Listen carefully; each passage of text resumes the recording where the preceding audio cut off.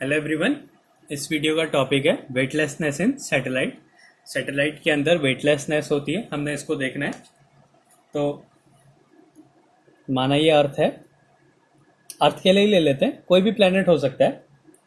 इसका मास m है, इसकी रेडियस r है और एक सैटेलाइट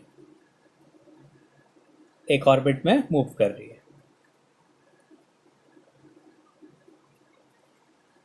ये सैटेलाइट है, इसकी अर्थ की सरफेस से डिस्टेंस h है। सेम केस ले लेते हैं जैसे हमने ऑर्बिटल वेलोसिटी में लिया था। तो ये एक सैटेलाइट है। तो अब इस सैटेलाइट पे दो फोर्स लगेंगे, वैसे ही two forces acts on satellite.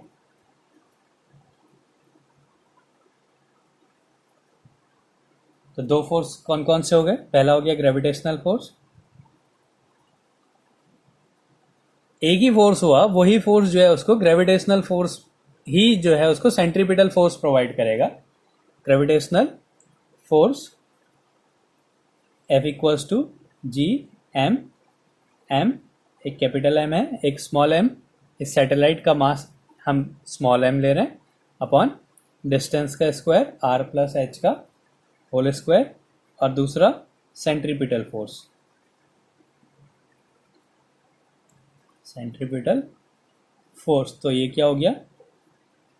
m P not square upon r plus H, ये हो गया। तो दिस ग्रेविटेशनल फोर्स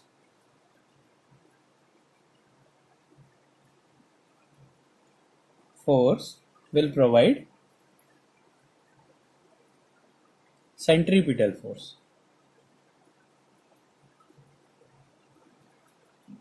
यही ग्रेविटेशनल फोर्स क्या है?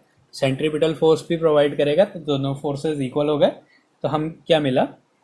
m, इसको v लिख लेते हैं, M V square upon r plus H equals to G M M upon r plus H का होल स्क्वायर से ये कैंसिल हो गया। बाकी ऐसे ही रहने देते हैं, V square upon r plus H equals to G M upon r plus H का होल स्क्वायर। ये एक इक्वेशन बना। अब सैटेलाइट में वेटलेसनेस है, तो सैटेलाइट में एक आदमी है, माना उसका जो मास है वो m डैश है और उस पर जो नॉर्मल रिएक्शन लग रहा है वो n लग रहा है। Let m dash is the mass of a man in satellite। और सैटेलाइट में जो आदमी है उसका मास जो है वो m डैश है और n क्या है? नॉर्मल रिएक्शन है उसका, एंड नॉर्मल रिएक्शन। उस सैटेलाइट पे जो m डैश मास की जो बॉडी है उसका नॉर्मल रिएक्शन n है। तो अब उस पर कौन कौन से फोर्स लगे? सेम केस होगा, लेकिन वहां पे जो ग्रेविटेशनल फोर्स है इस पे लगने वाला नेट फोर्स क्या है? आप जी एम एम डैश, अभी हम किसके लिए ले रहे हैं? उस बॉडी के लिए ले रहे हैं, उस मैन के लिए ले रहे हैं, एम डैश मास के लिए ले रहे हैं हम। तो एम डैश मास के लिए उस पे जो एक फोर्स लगा, फोर्स ऑफ अट्रैक्शन जो लग रहा है, उसका नेट फोर्स क्या हो गया? G M M dash upon R plus H का होल स्क्वायर। और अब ये जो ग्रेविटेशनल फोर्स लग रहा है ये अट्रैक्ट करेगा और नॉर्मल रिएक्शन बाहर की तरफ हो गया, तो माइनस एन। ये जो है उस पर नेट फोर्स लग रहा है और यही क्या है? उसको सेंट्रीपिटल फोर्स भी प्रोवाइड करेगा। पहले क्या था? हम इसका नॉर्मल रिएक्शन नहीं ले रहे थे क्योंकि हम वहां पे वेट नहीं ले रहे हैं, तो वो सैटेलाइट के लिए है। तो सैटेलाइट में जो ये फोर्स लग रहा है यही इसको सेंट्रीपिटल फोर्स प्रोवाइड कर रहा है। अब हमने वेट निकालना है तो हमने एक आदमी कंसीडर किया और उसका एक नॉर्मल रिएक्शन है। अगर नॉर्मल रिएक्शन है तो वेट है, अगर नॉर्मल रिएक्शन नहीं है तो वेट भी नहीं होगा। तो हम पहले ये मानते हैं कि इस पे एक नॉर्मल रिएक्शन लग रहा है। तो अब यहाँ पे जो नेट फोर्स हो गया, ग्रेविटेशनल फोर्स की डायरेक्शन ऐसे हो गई टूवर्ड सेंटर, और नेट फोर्स की जो नॉर्मल रिएक्शन है उसकी डायरेक्शन ये होगी, तो इसका जो नेट फोर्स हो गया वो gravitational force minus normal reaction हो गया। तो ग्रेविटेशनल फोर्स क्या हो गया, G M M dash upon R plus H का whole square minus normal reaction हो गया एन। अब यही क्या है, उसको सेंट्रीपिटल फोर्स प्रोवाइड करेगा। तो सेंट्रीपिटल फोर्स क्या हो गया उसका, M dash V square upon R plus H.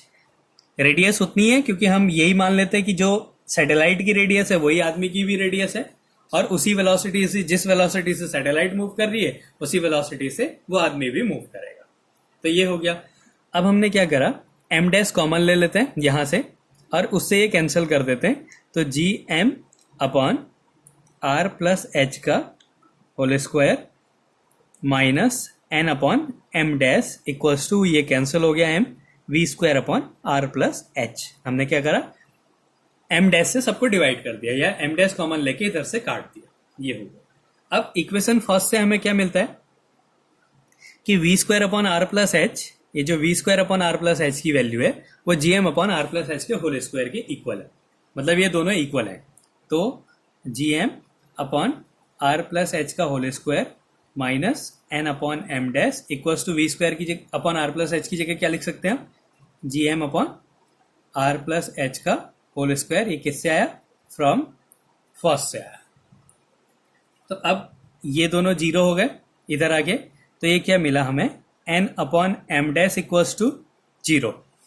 अब सैटेलाइट में आदमी है तो उसका मास तो जीरो नहीं हो सकता, फिर भी ये क्वांटिटी जीरो है। इसका मतलब क्या है, इससे हमें क्या मिला कि जो उस पर नॉर्मल रिएक्शन लग रहा है वो जीरो लग रहा है। तो अगर नॉर्मल रिएक्शन की वैल्यू जीरो है तो उसका मतलब उसका वेट भी क्या होगा, जीरो होगा। तो इसी को बोलते हैं वेटलेसनेस इन सैटेलाइट। तो सैटेलाइट में अगर कोई आदमी होता है तो उसको उसके वेट का पता नहीं चलता है। तो ये है वेटलेसनेस इन सैटेलाइट। इसमें हमने क्या करा, पहले सैटेलाइट के लिए ग्रेविटेशनल फोर्स, वही ग्रेविटेशनल फोर्स उसे सेंट्रीपिटल फोर्स प्रोवाइड करेगा, तो इन दोनों को इक्वल करके एक इक्वेशन ली। फिर हमने क्या करा, एक आदमी कंसीडर करा और उस पर एक नॉर्मल रिएक्शन लगा। फिर हमने क्या करा, उसका जो ग्रेविटेशनल फोर्स है और नॉर्मल रिएक्शन का जो नेट फोर्स है उसको उसके सेंट्रीपिटल फोर्स के इक्वल कर दिया, और सॉल्व करने के बाद ये देखा कि जो उस बॉडी पे जो नॉर्मल रिएक्शन लग रहा है वो जीरो है, इसलिए उस बॉडी का वेट भी क्या होगा, जीरो होगा। और ये कंडीशन किसके लिए है, सैटेलाइट के लिए है। तो ये हो गया वेटलेसनेस इन सैटेलाइट।